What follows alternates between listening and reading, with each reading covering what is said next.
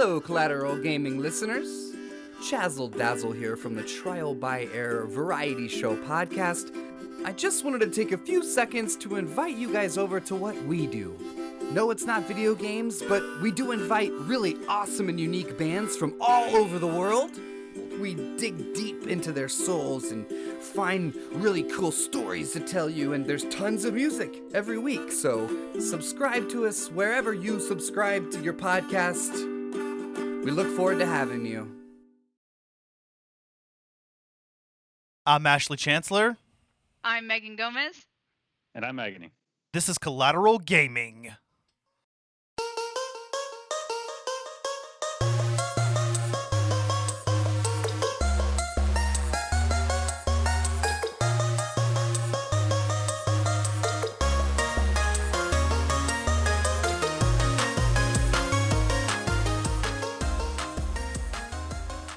Welcome to Collateral Gaming, the only video game podcast that matters, where we focus on good games, bad games, and everything else in between in the world of gaming. We are podcasting straight from somewhere in South Texas, and yes, my friends, we are a 420 friendly podcast. So whatever you have, smoke it if you've got it. We've got a very special guest today. That is Megan's own brother, Agony. Hello. Hey guys, how are you guys doing today? We're hanging in there. Yeah, man. It's good to have you on. Good to meet you. Why don't you tell our audience a little bit about yourself and what you do? So I've spent most of my time now here recently streaming to Twitch, playing games like Dead Space as single-player games. I used to do PvP games, but I've been trying to get away from that due to how toxic the community is kind of getting to that level with, hackers and competitive getting really, really bad. So now I'm just a storyline streamer. So Hell yeah. I mean, those are the kind of games that I personally enjoy, and I know Megan's the same way as well. It's really cool, man. We'll have to check out your stream sometime. We tend to focus more on storyline games on Collateral Gaming, or at least so far we have. I mean, I'd like to branch out more and do a few other things, but we'll see how it goes. And we are kind of headed to a close this season. We've only got a few more episodes left, and already talking about what's happening in season 4.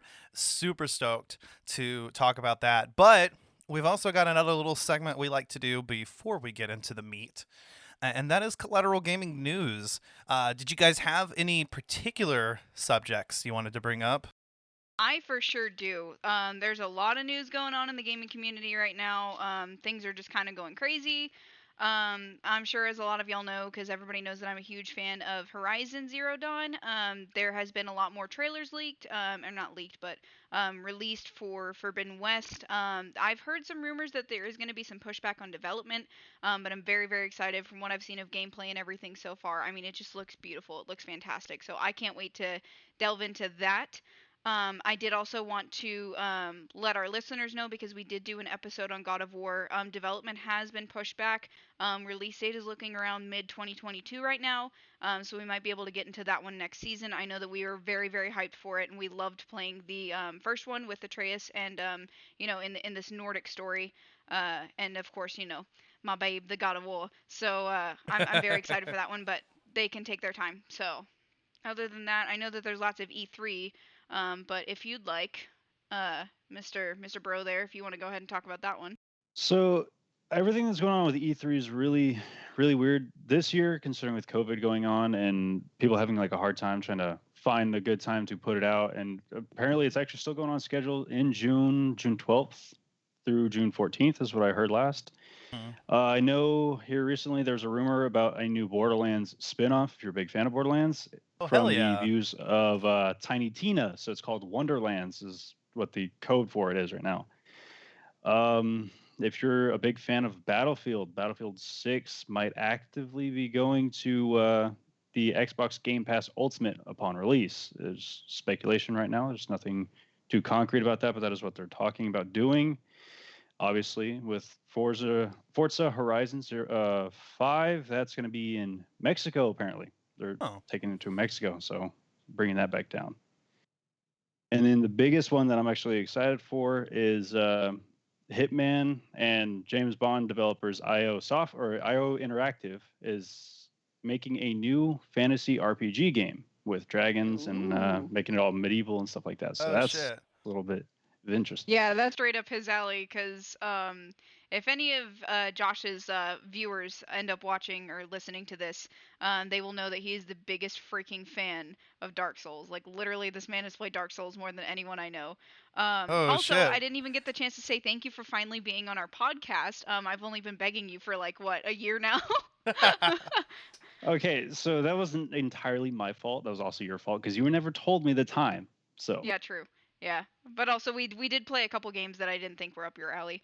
Also before we leave the news segment, I did just want to bring up something that I think Ash might mention.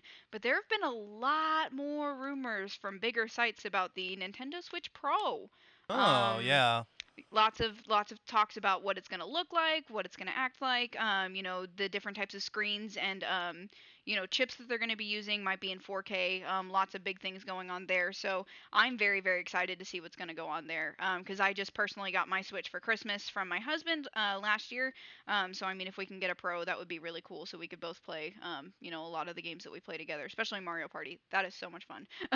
Yeah, I got a Switch Lite, so I was hoping to get, the full version of the console, but I was like, let me wait and see if there actually is going to be a Pro. But that's exciting. I'd love to see if that actually becomes reality. I know Nintendo has mentioned that they're going to be participating in E3, so as they usually do. So Yeah. I'm excited about it, and we're definitely going to be covering E3. I would love to do like a bonus round episode just focused on that.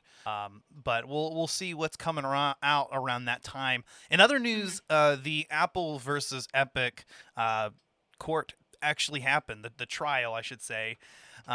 Nothing really, no decision has been made regarding it, but just interesting to note that there was a lot of information, I believe, that was leaked from different companies like Microsoft and Sony as a result of the investigations. So Yeah, I wonder if there's been any toxicity between the console companies, versus the Fortnite and Epic companies now, because I yeah, know that Fortnite is becoming its own kind of company thing because they're going to try and branch out or whatever. I don't know how the hell they're going to do that, but the whole whatever. thing is stupid. I mean, I could have told you from the start nothing's going to happen from this. Epic is not going to win this lawsuit, and if Yeah, it's Apple wins, Apple. then all that means is that things are going to be exactly as they were. So,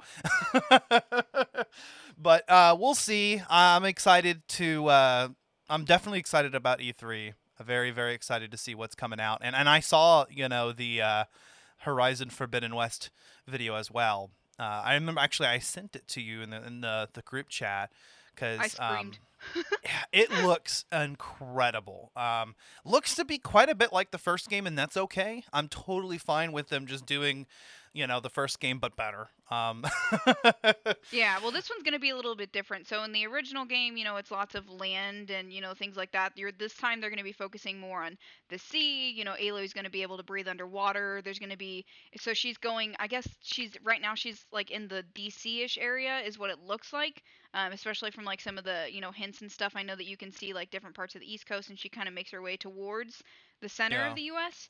So I'm thinking, we're gonna see lots of like California, so we might see like the Hollywood sign all broken up. That might even be an area for a boss fight, things That like could be that. So cool. there's a lot to imagine there, which is really cool, and I'm glad that they're expanding the game because I was really really praying for a sequel. I've played Horizon Zero Dawn a lot. It's a beautiful game. It's stunning, and there's lots of character, development and just badassery in it. So I cannot wait for another game. I'm like, oh, I cannot fucking wait.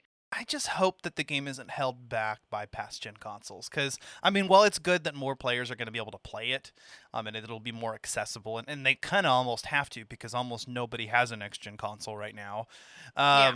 because they're so hard Thanks, to COVID. find.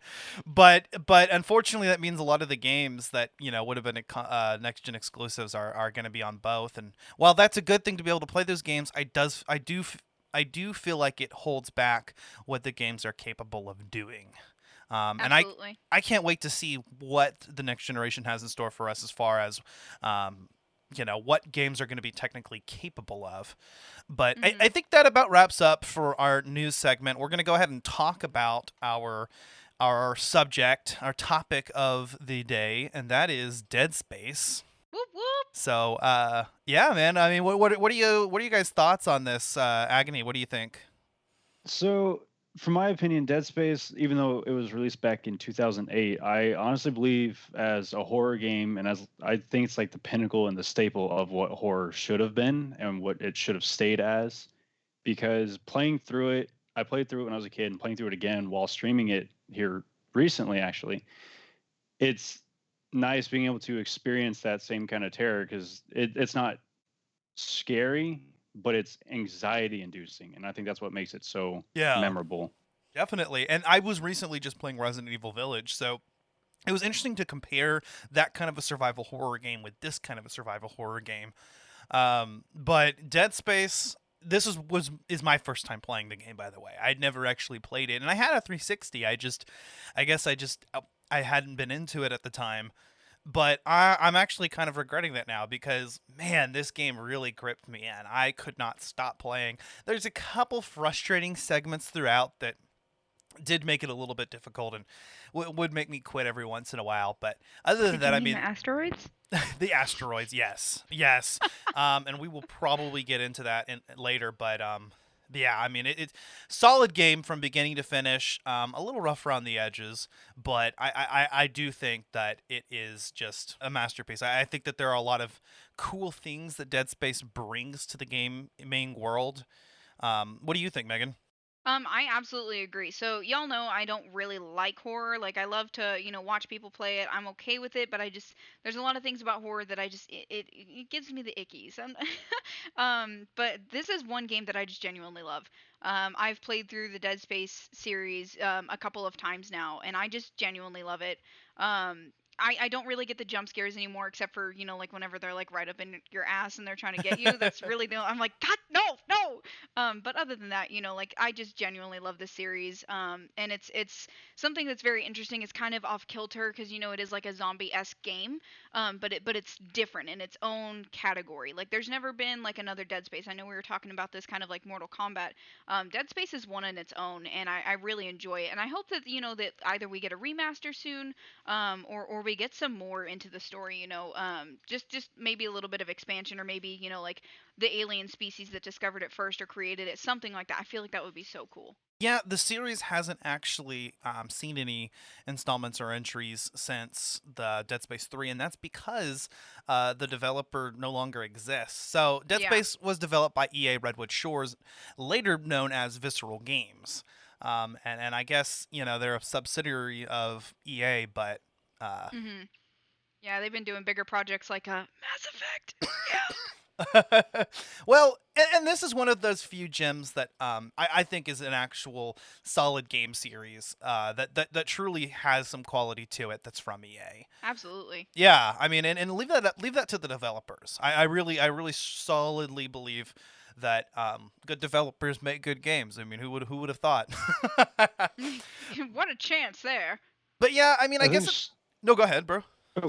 I was about to say, I think it would do it justice for the whole series to get like a remake, like what happened with Demon Souls. Yeah. How that was remade. Like Mm, if they did something similar to that, it would be amazing and probably bring a whole new bout of terror to this game because you'd have like that realism with the new console or the new generation, or even to the max that this current generation can produce, with the kind of fear and the visceral horror that this game just brings, no matter how many times you play through it.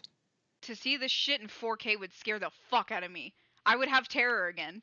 Not sure what the problem is here because it's not like EA doesn't have the rights. It's their game. It was their studio that developed it, so there shouldn't be Yeah. a rights issue. But maybe with the closure of the studio, and then also I guess the less than enthusiastic release of Dead Space 3. Haven't really played it, but I've heard that it is a little bit of a disappointment and focuses more on action. What I like about the original Dead Space was how much it was able to focus on just the horror experience, and then like you said, Agony. I mean, I don't know that it was necessarily as scary as some other games, but there is a lot of anxiety, a lot of suspense, and it's definitely very creepy. I love how there's just constantly noises and sounds going on in the background, and the music will just kick up all of a sudden, and you think something's about to happen, and the game's just tripping you out. Oh, absolutely. Absolutely. I think the best way to play the third Dead Space, honestly, is with a partner. Because upon my experiences with it, the co-op is really weird because it separates you and your partner as a whole, but it pushes you together at the same time. Because let's say like you're playing with Megan, you playing as Isaac and Megan playing as the other character Carver, you will see things that she cannot see. So you'll get a cutscene where you're seeing things, and she will get the same cutscene where she's just looking at you, just walk around doing willy nilly. Okay. Just like, what the fuck are you doing? And yeah, vice versa. And there's parts where like you won't get the entirety of the full story because there's going to be little missing tidbits for the characters going into Dead Space 3. So the best way to honestly play the third installment is with a friend. Surprisingly, a horror game that's better with friends because it's scarier with a friend. Piggybacking on what you said, I think that with the resurgence of all of these remasters and remakes of a lot of these games, I think it could maybe be in the works, but I think they're gonna wait for the right time to do it because Resident Evil Village just came out. A lot of those have been remastered recently, and I know EA has been doing a lot of that as well. For example, of course, I'm gonna keep bringing it up because I'm gonna play it for the Patreon, and I'm really excited. Mass Effect, like they've had a lot of resurgence of these types of games. So, I think that's definitely maybe something that could come in the future, but they're not. That might even be something at E3 that we haven't even thought about. Because EA loves to do that. They love to just drop bombs in the middle of nowhere and just kind of do these types of things. So I'm kind of excited to see the future. It's totally up EA's alley to re-release something. Absolutely, absolutely. Especially a blockbuster series like this. It would go amazingly, and especially with the horror aspect. I was thinking the same thing actually, and I was, earlier today before we recorded, I was wondering. I was like, man, why haven't they just done a remaster of, throw like the first. Throw the 3 games into a collection together. It would be a great way for a new studio to show what they can do with Dead Space, so that people feel competent with them, and then, of course, go ahead and do Dead Space 4. Or another idea, instead of remastering the games, I could see a full-blown remake or reboot of the series. Maybe. It could be interesting anyway. It could go either way, but for sure, at least a remaster of Dead Space 1 and possibly the other 2. I mean, update it to kind of have more of the quality of life improvements that are seen in the sequel, which, of course, we'll get into in part 2 of this podcast, because we're talking about both Dead Space 1 and 2. That is a recent decision we made, so that's going to be great. Surprise! But for this episode, we're talking about Dead Space 1. I'm glad you brought up the co-op from Dead Space 3, because I've heard that it was originally, Dead Space was always intended to have co-op. Yeah. So it would have been interesting to see what that would have done. But I do kind of like the isolation aspect in this game. It does make it feel very alien, which I know is what they were inspired by and going for. Yeah. And originally this game was conceived, I believe, as a sequel to System Shock 2. It was, but also whenever they crashed that idea, I actually just learned this today because I was looking at, just kind of development thoughts and things like that. This game was actually inspired a lot by Resident Evil 4 and Yes, the I've horror heard that aspect too. from that game. So I was kind of surprised by that. Yeah, with the inventory management and just the constant action. Yeah. I did also just want to bring up something before we leave the subject too far. I know that Microsoft has been buying the rights and buying a lot of developers out. So I think this would be a great opportunity for them to make a resurgence for the series, like you said. Are they gonna buy out EA though? I don't know, but I know that Microsoft and EA are in bed together all the fucking time. So I mean, it wouldn't fucking surprise me at this point. Yeah, they fucking.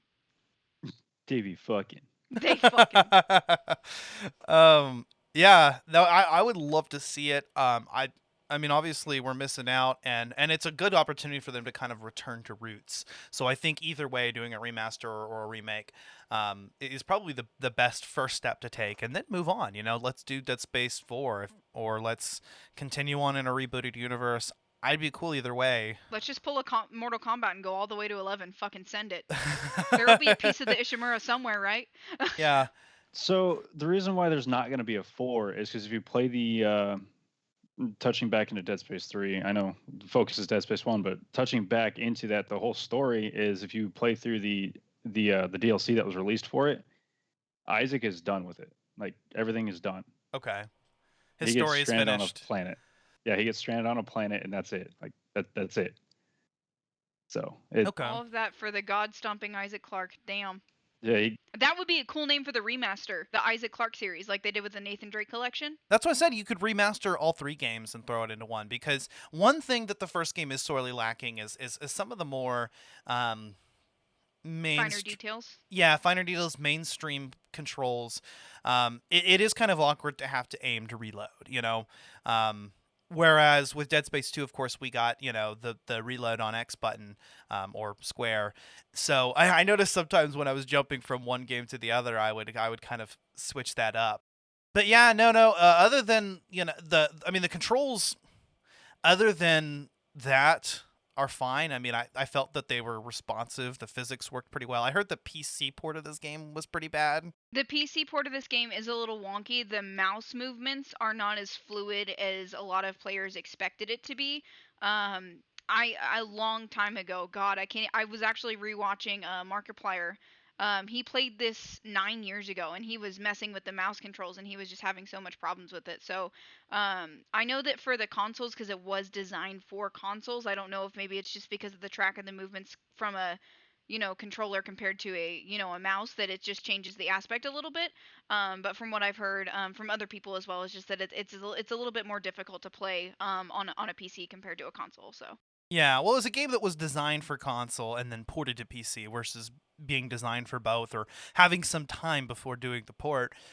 So I can definitely understand why there would be a little bit of wonkiness there. I've heard that there's some mods that you could install to make that easier, but I played on console. I had a good experience. Um, I mean, and the game certainly keeps you on your toes. I God. enjoyed exploring the Ishimura and not quite ever knowing what turn is going to be around the corner, you know, or what's going to come at you. And some of the jump scares, maybe a couple of them did actually get me. yeah, The inventory. The panic-inducing one. Go ahead. No, go for it, man. I was about to say the biggest panic-inducing thing was being exposed to the Berserker for the first time. oh When he fuck, comes out and you're like, oh, this big enemy is just coming after me. Let me just rip off his arms, legs, and be done with it. And then he rolls over and starts regenerating. You're like, okay, Yes. this is an issue. I enjoyed burning the shit out of that guy at the end. Okay, I didn't know what to do. By the way, I had to. This was a part of the game where I kind of had to actually go look it up, because they leave you in this environment and they don't really tell you what to do, and he's chasing after you, and you're trying to turn the ship on, and then it's like, oh, you can lure him over there behind the ship's thrusters, and then light his ass on fire. Okay, I'm gonna enjoy this. Don't forget your power node.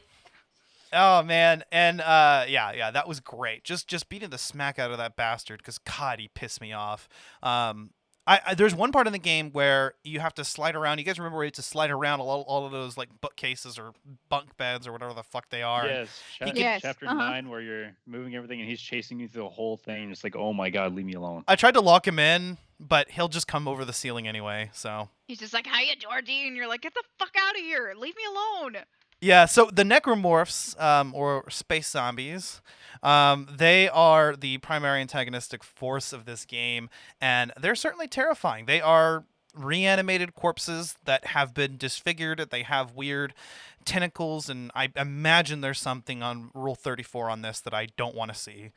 They have fucking dark sabers for arms. Like, what the fuck? The interesting about it, believe it or not, is in the lore, the very first like interactions with the marker and them turning into the necromorphs, the original necromorphs are still alive. Oh shit. So they experienced all the pain of the transformations, all of it, and everything they experienced was like it was extremely gruesome and painful for them. So them experiencing they're experiencing everything. They are watching their bodies, almost like the flood in Halo. They are watching they are pretty much sitting there watching their bodies kill their friends and family. That's terrifying, man. Oh, that is so sad. You actually get bits and pieces of kind of the story and the lore through the audio logs and text logs and video logs, which kind of reminded me a little bit of BioShock, which is interesting because that's the spiritual successor to System Shock. And so, I mean, if anything, these games are sort of like cousins. Not like Alabama cousins, though. I think I enjoyed Dead Space quite a bit more. I gotta say, I love the space setting. And the 0G, by the way, Oh, fucking mint. Fucking mint. I love the 0G segments. Those are so That's cool. like one of my favorite parts of the game is any part of 0G. I'm like, oh, I'm gonna bounce all around the fucking map and shoot these bitches. Like, let's fucking go, man. I will say sometimes the action took me out of it a little bit. Sometimes I was like, stop flinging monsters at me. Just let me solve this puzzle. So they could do with a little bit of less action in the 0G segments. But overall, I loved, the kind of mind-bending puzzles you'd have to solve and having to not really quite knowing where you are because you're completely disoriented and you can stick on different surfaces. It's actually a hell of a lot of fun. Super enjoyed that. And by the way, going back to the necromorphs, I know we're sort of all over the place here, but fuck it. I like how headshots don't kill them. I mean, they'll just keep going. Body shots aren't going to do it unless you just really pack in body shots. You got to shoot the limbs. And the game really reinforces that mechanic to you. I know there's like 3 or 4 different times where they tell you that. So you really know, okay, shoot the limbs. Shoot the limbs. There's I think there's 10 or 15 different audio logs which are like, hey, make sure you dislimb this thing. Like, dismember the limbs. Go for it's like, oh my, okay, I get it. And then I got that the first time I fucking killed one, bitch. Like, yeah, and then you get exposed to the chimeras. Oh. Yeah. That's his favorite, by the way. I like the idea that they're never really dead, but like literally like you just have to rip off the limbs so that they can't move anymore. Although that's not really true in game, but I was gonna say, tip for anybody playing this game: stomp the dead bodies. They will come back. The breeders love them. Oh my god, how many when they'd be like sitting on the ground and like faking it, and then you walk up to them and God, I fucking hated that. And then they grab onto you and you gotta like I learned that mistake in my first playthrough. I don't know how many times I got scared of that on my first playthrough. Like, there's if you watch how I stream it, like here recently, like I'll go up and I even put anxiety in my chat when I was like, all right, guys, make sure you always check the bodies. And I just started walking by all the bodies, and then everyone was freaking out, and my chat was screaming at me to check the bodies, and I was like, no, I'm not gonna do it. I'm gonna show you why. Like, it's not my job. I'm like, yeah, literally, I'm watching the stream and I'm like, I know you fucking know this, but like, really, like, you're making me upset right now. Because like, as a veteran Dead Space player, which I also wanted to bring that up. I'm really excited that like I've played it quite a few times. It's one of Agony's favorite games, and it's your first time playing, so it's cool to see like different inputs on like the gameplay. Because like I've obviously been into this, but not as much as Agony here. But I like that you're playing it for the first time, Ash. I'm well into my second playthrough actually now. But yeah, this was my first time playing it, so extremely replayable. I can definitely see the allure, especially beating on different difficulty settings. And there is actually an achievement I know for using only the plasma cutter in a playthrough, which I could totally do because that's arguably the best weapon in the game is the default. Yeah. I mean, it's so versatile. When you upgrade it, it can do a hell of a lot of damage, but even unupgraded, I mean, it just takes a couple shots to limbs, and you can rotate it both ways, and it's fast. I could totally rely on the plasma cutter. I mean, I think that was kind of my favorite weapon, and I remember you asking me before, and I think I told you the Ripper. My opinions on that are I guess a little bit not as much. The line gun is quite a bit of fun. I love just like they're just running at me, and I can just shoot a quick shot and they're they're off their legs, Yeah. I use that whenever there's lots of like hordes of them, just because it's easy to like line them all up and just take out all their fucking legs. Like, I feel like fucking the queen, off with their legs, like fucking. And the fucking contact gun. Yes, I love the contact gun. Yep. It'll just kill any enemy. I stick with the pulse rifle and the plasma cutter. Yeah. Really just stick those two. Like, if you watch the stream, those are the only two weapons I have. Yep. If it comes up to the flamethrower, I'm just like, get the fuck out of here. Or he will literally throw it. He'll take his stasis and throw it. I'm not even joking. And I like how the game won't typically offer ammo for weapons that you don't have in your inventory. The game actually does do a good job of giving you what you need when you need it. So, I mean, there is that survival aspect of needing to manage your resources and make sure that you have enough in order to move forward. But I do like that the game recognizes, okay, you're a little low on health. Let's offer some med packs. You're low on this ammo. Let's give you this. So that's good. But at the same time, it doesn't take away too much of the challenge, because I did find plenty of segments in the game where I was like, come on, give me a fucking med pack. There was one part where I actually had to reload because it reloaded me right before... that the segment whenever you fight the enhanced brute and after it kills Hammond? Yes. I was loaded into that game with no health and no med packs, and it refused to give them Oh. to me, and it kept reloading right to the boss fight, so I kept dying in one hit, and I was like, I can't do this. I have to quit and reload from my last save. Oh fuck. And then, yeah. Yeah, that's where the game identifies like, hey, this is an issue, and then it just drops you a metric shit ton of things to use, and it's like, all right, cool, thanks, finally. If you explore, there's no shortage of materials. Yeah. And make sure to always keep a power node on you. Yeah, exactly. I was kind of conflicted about that at first because, you know, the game gives you the opportunity to use power nodes, either to upgrade your shit or to open the doors. Thankfully, they're not a limited resource. They can be bought along with everything else in the game. So, and you'll certainly get enough credits. So I ended up finding out that opening those emergency doors are actually worth it because they'll give you a ton of shit that's worth more than the power node was, and you can buy another one. And if you're playing on multiple playthroughs, which you will have to upgrade all your shit, I mean, yeah. Yeah. The only thing is, like, have you found Pang yet? That's the real question. Pang? Yes. So there's a little golden statue in every single Dark Souls game. It's P-ENG, Pang.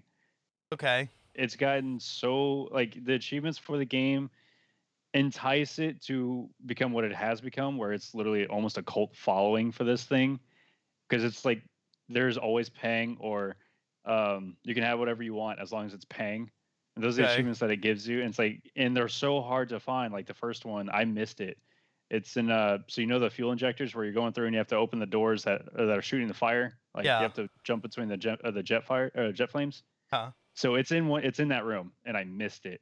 Oh, no. It's behind one of them, but you have, like, it's the timing of going over there to grab it and then running away to get out of it. But You said Dark Souls, by the way. Dead Space. I caught that too, but I wasn't gonna say anything. I No. did. I don't give a shit. I spent too Yeah. much time playing that game. I didn't notice that, but I did get the achievements for both of the mini games, the Zero G basketball and then the other one. Yes. Those were a lot of fun. I loved being able to just like kind of stop my horror experience for just a second to blow off some steam and play these games. And yeah, I thought that was a lot of fun and get some good resources as a result. Yeah.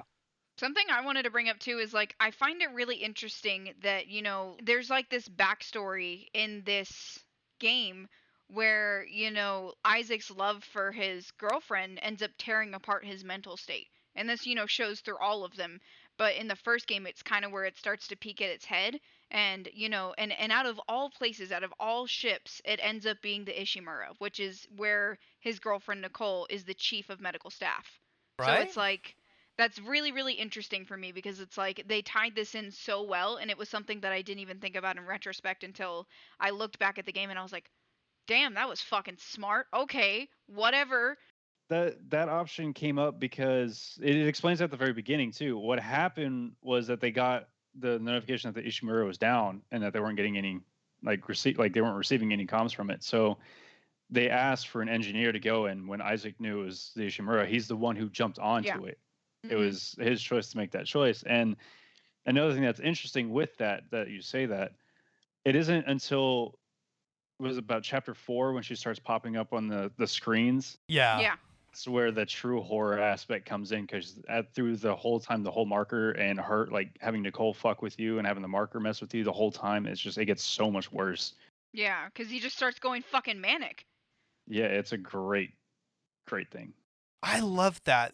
I did see the twist coming. I could tell that she was a hallucination because they planted those seeds, you know. And she was always just gone as soon as you looked around. But it is just a crazy moment right at the end where Isaac realizes, like, okay, she's dead all along, and you're insane. Yeah. You're having hallucinations, man. It's like, oh shit. Well, plus, like, Nicole isn't as well armed as fucking Isaac Clarke with his fucking steel suit just tum tum tum tum. You know, so I initially thought in the beginning of the game like, oh, okay, you know, like maybe she could be alive. But then as you know, all of these crew members start dying. I'm like, there's no way this bitch is alive. There is no fucking way. I don't see how that could possibly fucking happen. And then of course, you know, you find out that she's committed suicide, and you're like, oh, Oh, I knew that wasn't her. I'll put it that way. I knew the hallucination wasn't her, and her odds of survival were very slim. Yeah, after about chapter 2.5, I was like, yeah, no, this bitch is dead. He's gonna start going crazy. I wouldn't blame the guy either, but still. I like his background as an engineer and how that influences the weapons that he uses. They're all like engineering and like mining equipment rather than guns, right? I mean, you've got the plasma cutter and the Ripper, which is literally just like a remote saw. I thought that was really interesting. Yeah, absolutely. Makes it seem like he's just sort of like jerry-rigging these things together, and you know, and I think they get into that more in the sequels, his background as an engineer. And he is a silent protagonist in this one, so you don't really know what's in his head so much. But I love how, and you don't even get to see his face for most of the game. I mean, you can take a peek at the beginning if you turn the camera around, and you get to see it at the end. But for most of the game, I mean, you're picking up his mannerisms just from his mannerisms, right? I guess what I was trying to say is you're picking up his personality from his mannerisms, and just looking the way that his head sort of twitches, you know, you can tell like, okay, dude's kind of creeped out, you know, I would be too. I actually brought this up on stream last night. So Agony was playing Dead Space for the stream, and I was like, dude, he's literally the fucking Link of horror. Like, he is the Link of horror. Like, in the first game, he's just silent. Yeah.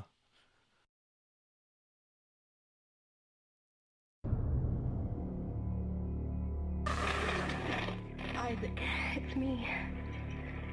I wish I could talk to you. I'm sorry. I'm sorry about everything. I wish I could just talk to someone. It's all falling apart here. I can't believe what's happening. How many times you watched that thing? Guess you really miss her. Don't worry, we're almost there. You'll be able to look her up once we're on board. Sounds like you two have a lot of catching up to do.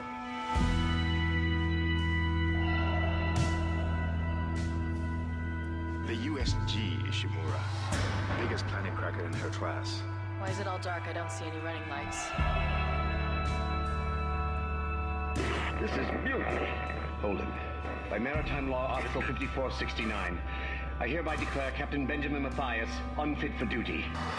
The mark must be delivered to the church. I'm sorry, Ben, but I can't let you do this. USG Ishimura, this is the emergency maintenance team of the USG Kellyan responding to your distress call. Come in, Ishimura. Never heard of a total communications blackout on one of these things. You'd think with 1,000 people on board, someone would pick up the phone. We need more help.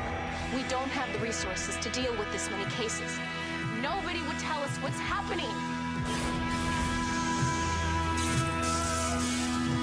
There should be a security detail in here. Yeah? Well, there's not. There's nobody here.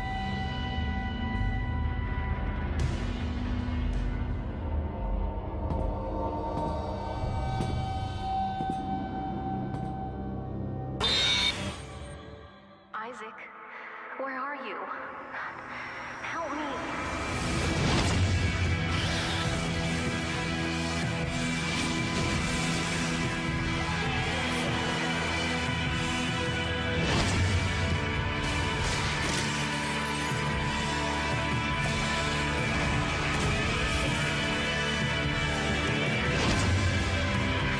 Your future, the future of our race ends here.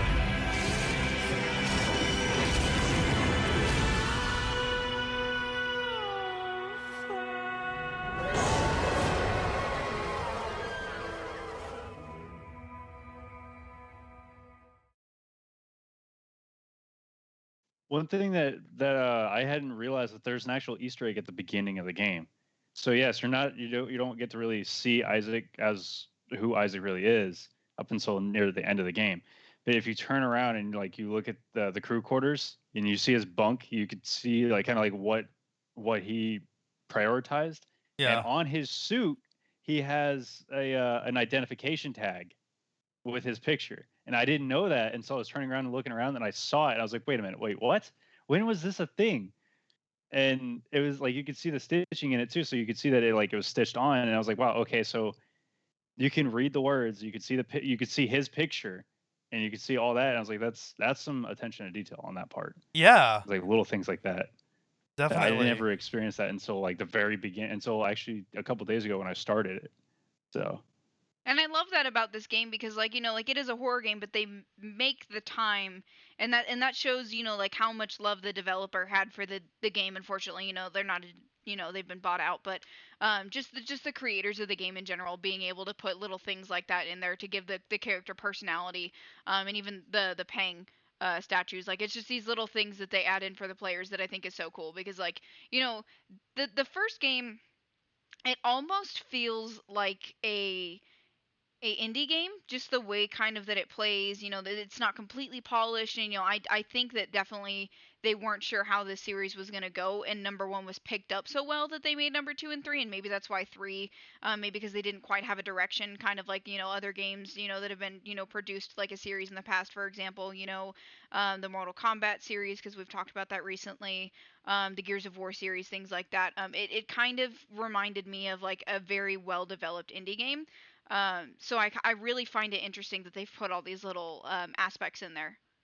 Yeah, it does feel, like I said early on, I mean, it is a little rough around the edges. It feels unpolished when you compare it with its sequels. And I've heard a few complaints about the overall pacing of the game.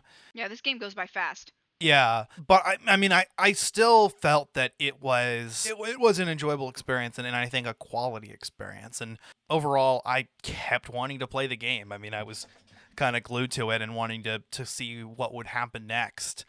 And it is pretty terrifying. You've got this, just this creepy atmosphere the entire time. One segment of the game I did also enjoy too, were the vacuum segments, which are interesting because I like how they, and it's little attention to detail like this. I like how there's no sound. Everything is muffled because there's no sound in space. It's You're a in void. The vacuum of space, yeah. Also, because there's no oxygen, your flamethrower doesn't work. It happened to me one time. I remember trying to pull it out. I was like, wait a second. No, I've got ammo. Oh, we're in a space. It's a vacuum. There's no oxygen. Okay, that makes sense. Cool. Out there. But yeah, so you can't really hear the enemies around you.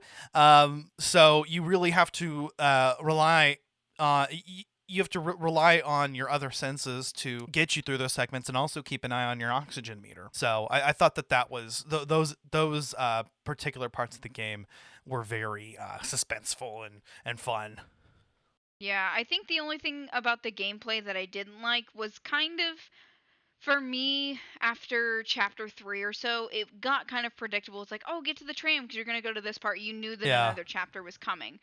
So I kind of didn't like that aspect. I kind of want to be able to just, going, for other, storyline games. For example, like The Last of Us, you go through a new chapter, but it's a different part of the game. Or Resident Evil, you go through a different chapter, but Dead it's Space completely 2 different. Yeah. kind of fixed Dead that Space whole 2. repetitive level structure. Yeah, I know what you mean. But I mean, you are stuck on a ship, so also I can't fault them for that. You can only get so many ways, but at least they could have done it, in different parts before you get to the tram and stuff like that. But each chapter does feel different enough through the middle of it. What were you gonna say, man? I was just gonna say, like, if you take in consideration that like you're in a game that is quite literally producing high levels of anxiety consistently with background sounds, or the fact that it'll go quiet and when you turn around you see an enemy and it starts sprinting at you and the music jumps up really sporadically and really loud, and just a lot of stuff moving around.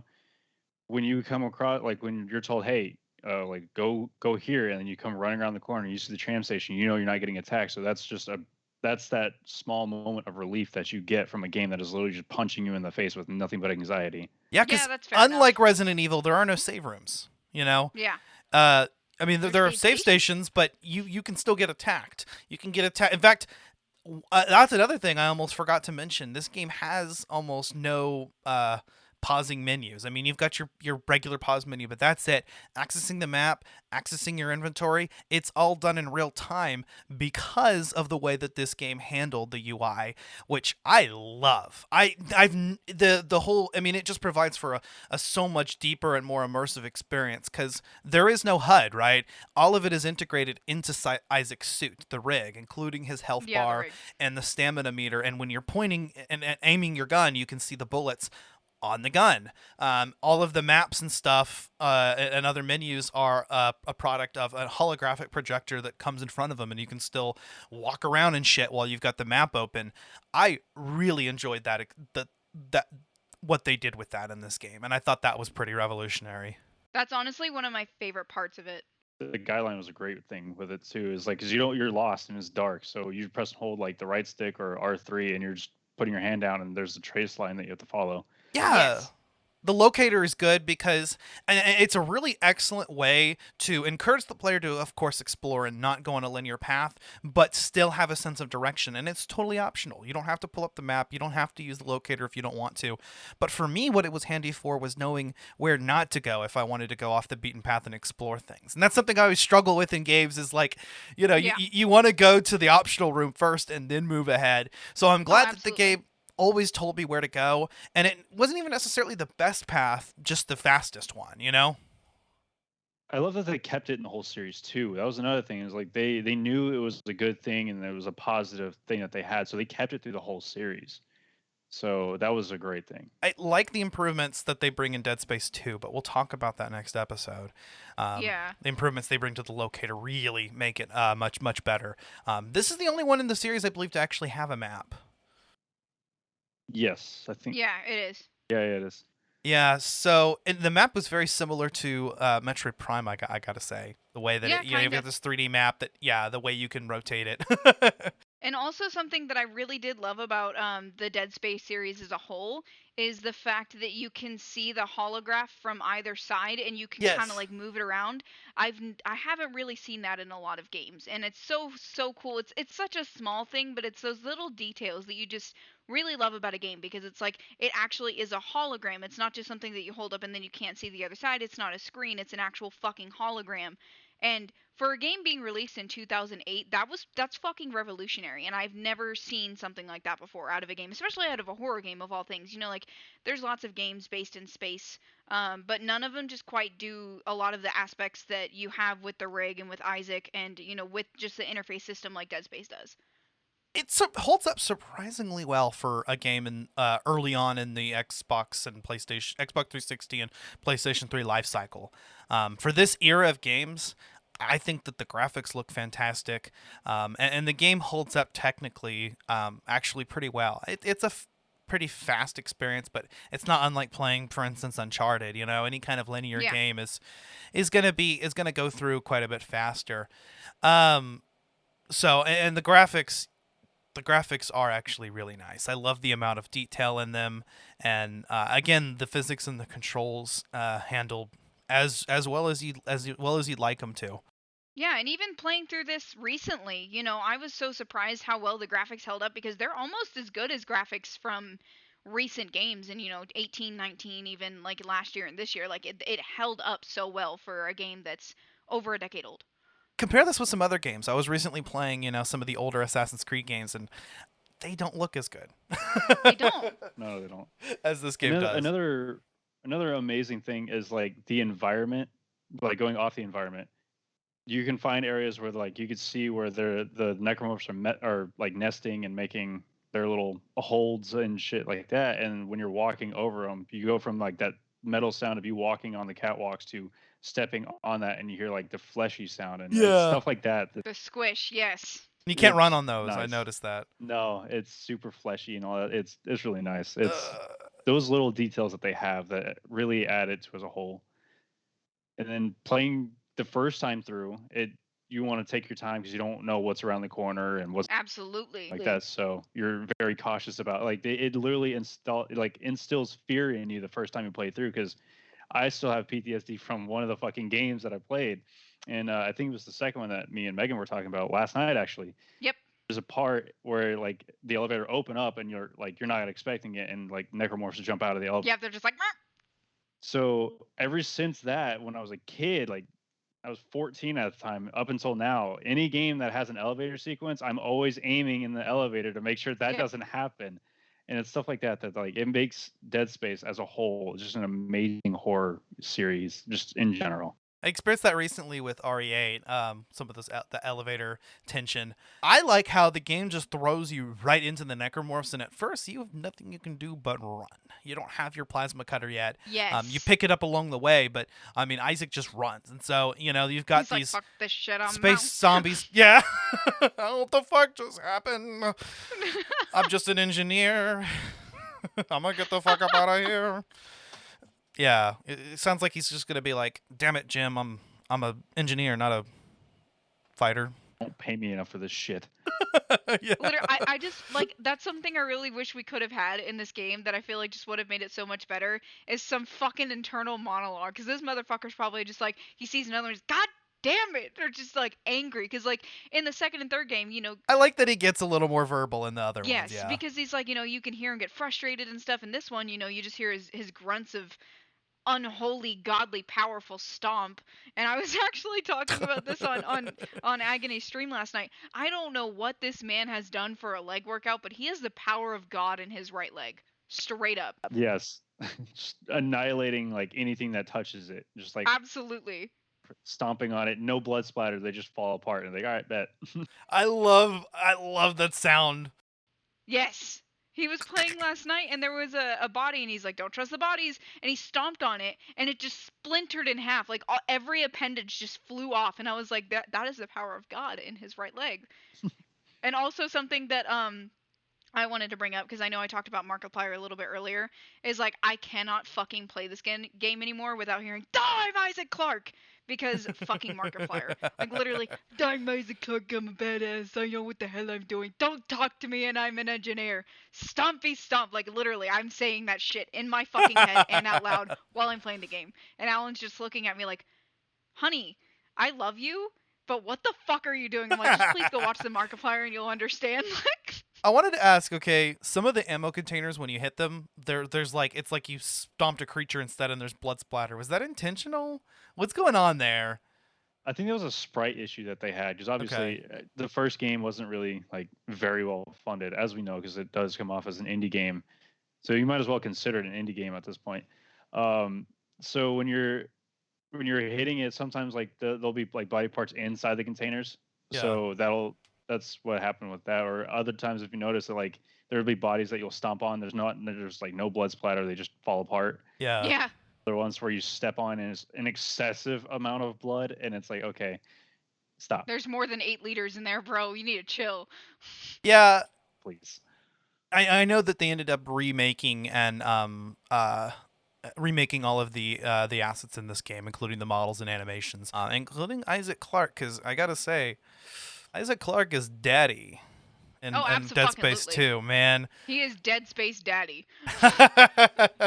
But yeah, no, I love the little bit of insight into his character right towards the end too, where he pulls off his mask, and that is actually a really cool segment. And then that cliffhanger ending with what we later find out is just a hallucination of Nicole, but Yeah. For me, it kind of reminds me of Mass Effect whenever Tali finally takes off her mask, because you never see her fucking face. Like, you can see the tip of her nose, and that's it. And That's why. yeah, absolutely you do. I romanced her just for that shit. I literally played through a mail shop just to fucking romance her so she could take off her mask, because I wanted to see it for myself and not just a funny thing. It's actually just an edited stock image that they pretty much just photoshopped her face onto. They did fix that in the remaster, but yeah, no, I fucking worked hard for that shit. So but it reminds me of that, because you don't see him without his mask, and then all of a sudden you go into number 2 and he's in a fucking you just hanging out in a straitjacket. It's fine, it's casual, but you see his face and you're just like, oh, okay, Space Daddy, like you could fucking whatever. Isaac Clarke could get it if he wanted to, I guess. The second one has the best intro of the entire series. The second one has the best intro because you wake up and like the one dude's like, "Hey, we need to get out of here," and then he just starts screaming in your face, and you're like, "What the fuck is happening?" And then the breeder comes over and fucking starts the whole shit right in front of you, and you're in a straitjacket and can't do anything about it. Yes. So you're just running while shoulder charging all these necros in a straitjacket. Yeah. Or the squeamish part with like the needle that has to go in your eye, and you're like, oh, I can't watch that segment. I can't. Like, especially because I'm planning on getting LASIK within the next year. Like, I don't watch that fucking segment because I'm like, no. Like, I can't fucking do it. I can't do it. Do you know what else other mechanics in the game I liked? The stasis and the kinesis. Yes. Some interesting puzzle solving you could do with that, and elements of combat. I guess I didn't use the kinesis as much as I should have, but what's cool about it is, you can lift objects and create a shield for yourself, and you can launch it at other enemies, so if you're low on ammo, you got something. Oh, I use the ever-living shit out of it. Some enemies and bosses will launch projectiles at you, and you can... They refined that definitely in 2 and 3, because in the first one it's kind of like you're just slapping them with it. Yeah. I experimented with that on stream once. I picked up like one of the blades off of a dead body, and I went to throw it, and it went just straight. Like I was like, okay, well, it doesn't impale them like it does in the other ones. Yeah. And I love how in the second game it's an insta-kill. That's beautiful. I love the impalement, like picking up and just pinning them against the walls, and you just watch them dangle. You're like, that's You're my new artwork, bitch. Exactly. Yeah. And the stasis was a lifesaver in some situations, because when you've got these enemies that are coming fast at you, especially those glitchy motherfuckers toward the end, that are just like ones that teleport and shit. Yeah, Yes. the tweakers. The tweakers, yeah, you might as well fucking call them that. You know that one kid from South Park? Oh my god. They're the people waiting outside the 7-Eleven for you. Yeah. Oh, absolutely. With their weird looking star tattoo and everything. Yeah, so the stasis mechanic is cool. It works, I guess, like you'd expect it to if you've played Breath of the Wild, just without the whole like kinetic energy thing. But stop things coming at you, and I thought that was interesting. It's good use against the brutes as well, because you got to hit them in the back. Speaking of the necromorphs, I love how unique they are, but yet like some of them they become breeders, or they're the chimeras, or they're just normal necros, but they all have kind of a similar aspect to where you can see them all as like one, I don't want to say race, but one like species kind of. And I think it's so cool how they really just made this all like one cohesive piece with the enemies, because in some games, especially like bigger games, you have like different like species that you can kill, you have different like beasts, and it's all this one race species, but they all have their own attributes. So like for example, the normal necromorphs have their arms, but everything has fucking spikes. Everything. Yeah. It makes you wonder, I mean, is there anywhere in the lore where it talks like if they have any kind of a hive mind through the marker or something? Yes. Well, it's not the marker that they have the hive mind. The marker is just the thing that kind of like pushes the signal out. It's a signal that's causing dead cells inside your body to reanimate and pretty much do that. Return into the necromorphs. The interesting thing about that is like you can be alive and then start going through the transference, which I was talking about earlier. Yeah.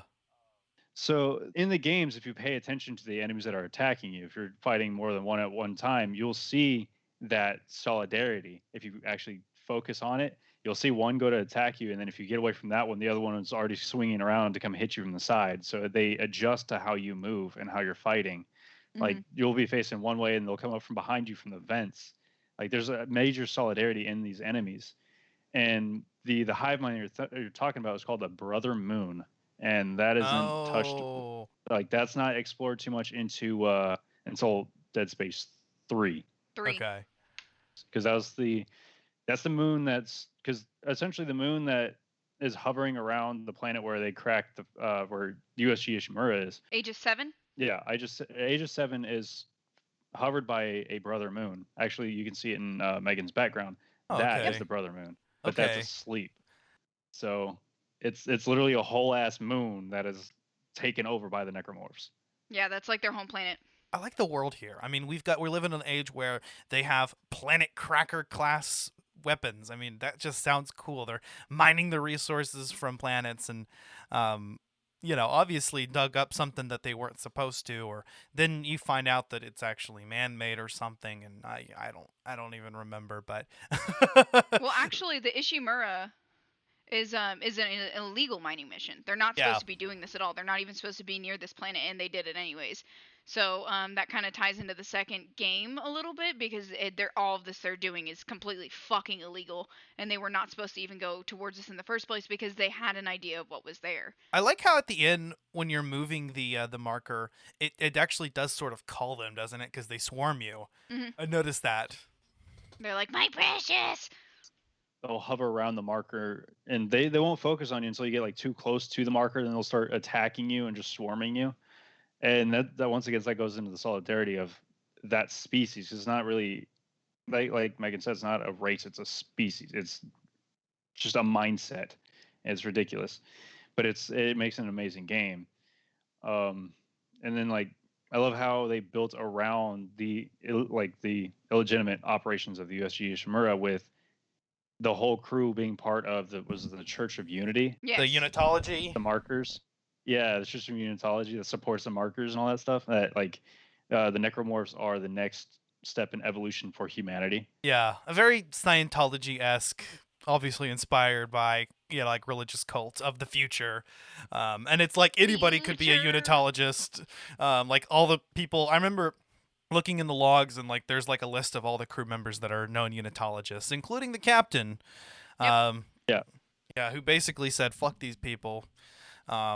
Something unitology. I don't know. some cult bullshit.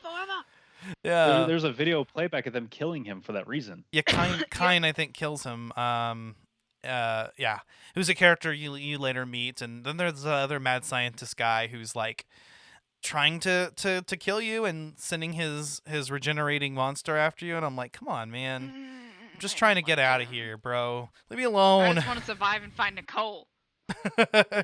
But I wanted to say something else, and now I can't quite remember what I was gonna say. But I guess we'll sort of wrap things up here. We're coming up on an hour.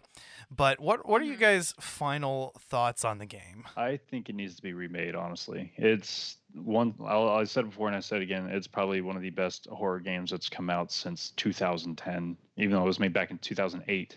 It's probably one of the best horror games that I've experienced, aside from The Evil Within. Yeah. It's definitely one of my top horror games that I've ever played in my life, and I will keep playing the game, and it needs to be remade. It needs that justice. Hell yeah. What do you think, Megan? I 100% agree. I really think that they need to take a look back into the Dead Space series, just because it did so well in its time. It's still doing well. I mean, this game is still talked about. I was literally just talking to a buddy about, oh, hey, we're going to do Dead Space for the podcast, and he was so excited because it's one of his favorite games, and I feel like that's the same for a lot of people that have played it or have been around it. Like, genuinely everybody that I've met that's played it enjoys it. I've never met somebody who didn't like the game. So I definitely think that there needs to be a remaster, remake, something of this, just because the game has done so well over time. Like, even now, I was looking on Twitch last night, and there was still 10,000 people fucking playing this game and streaming it. I mean, that was just on live, So I mean, this game is still so heavily prevalent, in today's gaming world, and it's, definitely, I feel like there's probably some inspired games of this series, and I think that we just it like Agony said, it's gonna do it justice. It needs it, and I really think that they could, if they're interested, they could probably make a good profit off of it, just because the series originally did so well, and there's people who probably are waiting in the sidelines for this remaster. Hey, come on, EA. You know you want that money. You know what's funny is every time we talk about a remaster, it happens. Okay, well, let's hope it happens. And when we talked about God of War, we were like, they should make a sequel. They're gonna make a sequel. We speak it into existence. Yeah, no, 100% agree with both of you. I would love to see this game get updated and have a lot of the same quality of life improvements that you see in the other two games. I think would really help. This game is bone-frustratingly stupid at some parts, or yes. There are some parts that are so frustrating that it kind of killed my enjoyment, and I had to put it away for a while. One of those being the asteroid part. Another one of those being the fucking boulders in the 0G room, okay? Not because the boulders part was hard. No, that wasn't hard. It was the part afterwards where you get swarmed by these enemies and you can't just run past them. They'll follow the door through you and you've got the exploding enemies coming after you. And the checkpoint forces you to redo the whole puzzle. So every single time it's like, okay, move a boulder, kill a couple enemies. Move a boulder, kill a couple enemies. The other 2 boulders. Turn 0G off. Okay, let's go. Yeah, you have to play that part very strategically. I think that was a big issue I had on stream too. Is I was sitting there, I was like, all right, well, I'm gonna fucking die here. And then I somehow got around. I was like, okay, cool. Let me heal and turn around and start trying to shoot everything that's chasing me. And then one of the exploding guys came up to you and killed you? Because that happened to me. I got away from it. Okay. I was trying to rip off one of their arms and use the arm as a projectile, but I couldn't get the shot lined up. Fuck the exploding guys, man. Seriously. I just love any game with stasis because it always ends up being so fucking funny. Yeah. Every time. And then you can just stomp the hell out of them while they're down on the ground in stasis. Like fuck you. Absolutely. Oh, something very Die, extremely Magic Clark! satisfying. So yeah, this game could do with a better checkpoint system, I will say. Just to get through some of the more frustrating parts. Mm-hmm. Of which there are quite a few. But most of the game I really thought was well handled and well executed. I actually like that you'll have some moments of quiet that are just sort of building up to a boss fight. And you collect a bunch of resources and you're like, okay, something's coming up. So you're just absolutely. waiting. Anytime in a game you get plenty of resources, you're gonna get ass fucked by a cactus. They do sort of fake you out a couple times with it though, yeah. Yeah. No, they do. It's like they're like, all right, guess what? Here's an abundance of resources. Like, fuck, here's boss fight. You walk in the room. Nothing. Not even one enemy. It's just, cool, you're fine. You're good. Like, okay. And then you'll walk into another room. It's like not a damn fucking thing. You're like, all right, cool, we're good. And you just get swarmed by enemies. You're like, come on, game. Pick one. They will do that to you sometimes. They just throw a bunch of enemies and it's just like survive. I love the pacing of the game. Yeah. Mm-hmm. I've like I said, I heard some complaints. I've heard some complaints about it, but I don't mind it. I think the pacing was actually really good. But I do think that the sequels improve on the games in a lot of ways. But we'll get into that, especially, or I guess Dead Space 2. Dead Space 3 remains to be seen. I haven't played it yet. About halfway through 2. I've played through 1 before and about halfway through my second playthrough. Overall, I think this game is hugely playable. I definitely recommend anyone check it out. It's something that it is definitely worth completing and finishing. I mean, do you need to go through 12 playthroughs and upgrade everything and try playing through it? Maybe not. It depends on how into it you are. Agony does. No, yeah, a huge replayability as well. I mean, I thought it was fantastic, and for a game from that era, I think it was phenomenal. It was before its time, but it's still making its time now, which is so cool. Yeah. Yeah. Before its time, but it's like now catching that time and it's still carrying on the horror aspect. Because like because it died down after it was like 2010, 11ish. It died down, and now it's picking up a resurgence again. Because like last time I checked, I think there was like 181,000 people following it on Twitch. So like, it's really popular. Hey, so. EA, come on. Let's get it. Let's get it going. People might respect you as a publisher, maybe. For that and Fallen Order. I mean, I respect him right now, but we all know of my biased opinion, so I'm just happy I got my fucking remaster, but I will take this one too. All right, Apex isn't too bad either, so they've got a couple things that are going for them. Jedi Fallen Order, Apex, and this. Speaking of Apex, they're making a Titanfall 3. Or they're trying to make a Titanfall 3. There's big talks about it, but Respawn Entertainment and EA is like, well, could be. They're going to keep their lips sealed on that. Could be. Yeah. It's like FromSoft with Elden Ring, and I'm waiting for info on that. Aside from the fact that they have George R.R. Martin, the dude who wrote fucking Game of Thrones, writing the lore for this game. Oh, it's going to be so intense. Wiener, wiener, wiener, wiener, wiener. It's an enigma right now because nobody's really heard much about it. FromSoft is keeping their lips tight on it, so there's literally no info on this game. We'll see. But guys, if you enjoyed this episode, please leave us a 5-star review on Apple Podcasts or feedback on your platform of choice. You can find Collateral Gaming on Apple Podcasts, Spotify, Google Podcasts, YouTube, Pandora, or wherever you get your podcasts. Hit us up on social media. You can follow Collateral Gaming on Facebook, Instagram, and Twitter. Like to keep the socials updated and hoping to update it more. We also post fire memes. We post fire memes. We've got our Facebook group, Collateral Media Podcast, as well, which is just kind of a space where you get to interact with us. It's not just us giving you all the news and memes. You can post there any movie or video game related content. And speaking of which, Collateral Cinema Movie Podcast, we're going to be talking about Hooper. That's our upcoming episode. So super excited to do another car movie, talk about Burt Reynolds with the dudes. And yeah, Collateral Cinema and Collateral Gaming are headed towards the end of season, which is good because we're going to recharge our batteries and head into next season with just a bang. Guns a-blazing. Abso-fucking-lutely we are. Guns a-blazing. We're already in the talks about what kind of games we're going to talk about. So I'm excited. And if you are excited, also check out our Patreon. Evidently, Megan is going to be working on some Mass Effect Legendary Edition content on that, so that'll be cool.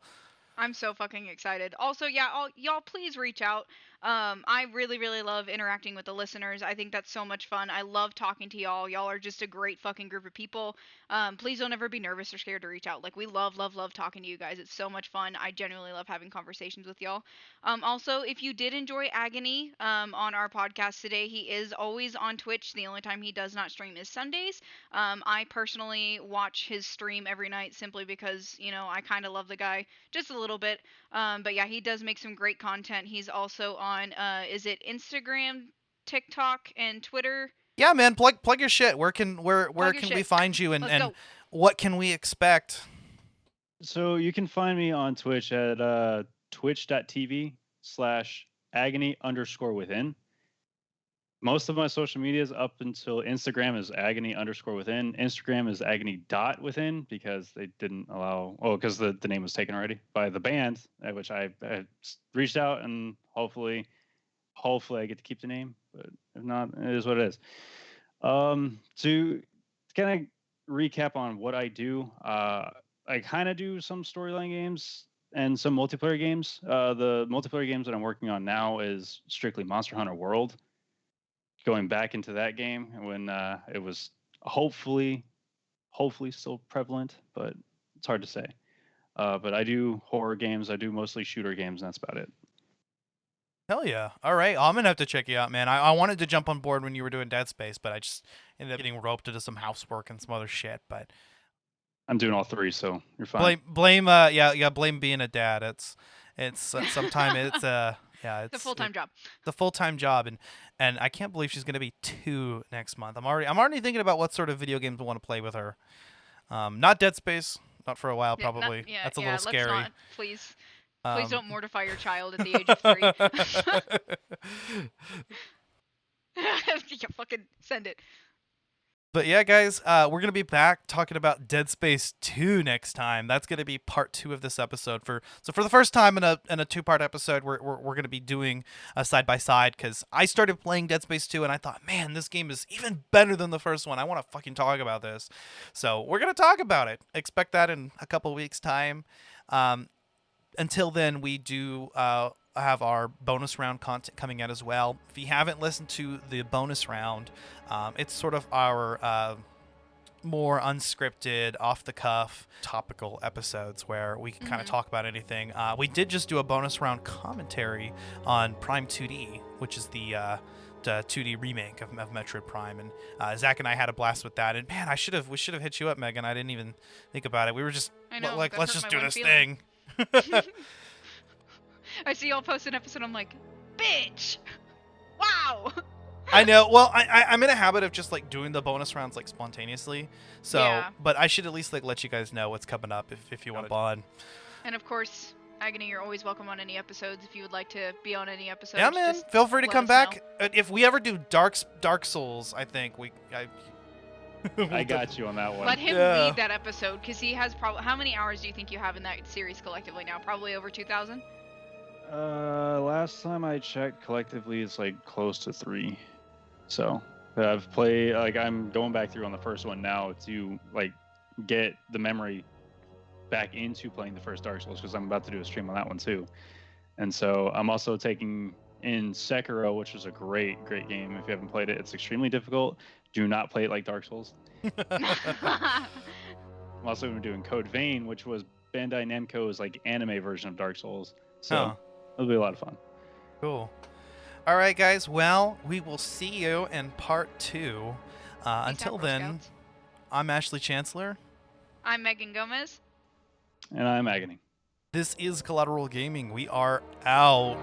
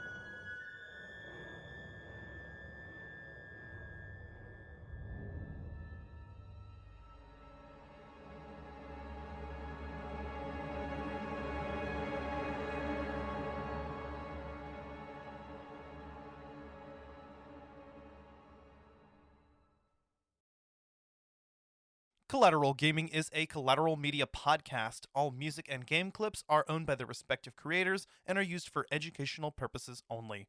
Please don't sue us. We're poor.